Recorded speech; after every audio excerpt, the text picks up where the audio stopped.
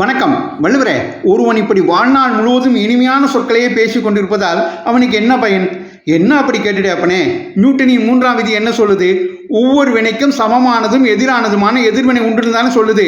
இதைத்தான் சனாதன ஹிந்து தர்மம் கர்மான்னு சொல்லுது. அதாவது நீ நல்லது செஞ்சா உனக்கு நல்லது கிடைக்கும், நீ அடுத்தவங்களுக்கு தீங்குகள் செய்தால் உனக்கும் தீமை தான் கிடைக்கும். மற்றவர்களுக்கு இன்பம் தரக்கூடிய இனிய சொற்களை மட்டுமே சொல்லி கொண்டிருக்கிற ஒருவனுக்கு எப்படி துன்பத்தை தரக்கூடிய வறுமை, பசி, பிணி, பகை இதெல்லாம் உண்டாகவே உண்டாகாது. அவன் வாழ்க்கை இன்பமாகத்தான் இருக்கும். அதைத்தான் துன்புறும் துவாமை இல்லாகும் யார் மாட்டும் இன்புறும் இன்சொல்லவர்க்குன்னு இனிமை குரல் அதிகாரத்தில் 94வது குரலாக எழுதி வச்சேன். துன்புறும் துவாமை இல்லாகும் யார் மாட்டும் இன்புறும் இன்சொல்லவர்க்கு. மற்றவருக்கு இன்பமே தரும் இனிய சொற்களை பேசுபவர்களுக்கு துன்பம் தரும் வறுமை, பசி, பிணி, பகை இதெல்லாம் உண்டாகாதுன்னு அருமையாக சொல்லிட்டீங்க வள்ளுவரே. பாரத மணி திருநாடு நேயர்கள் சார்பாக உங்களுக்கு நன்றி தெரிவிச்சுக்கிறேன். நன்றி, வணக்கம், ஜெய்ஹிந்த்.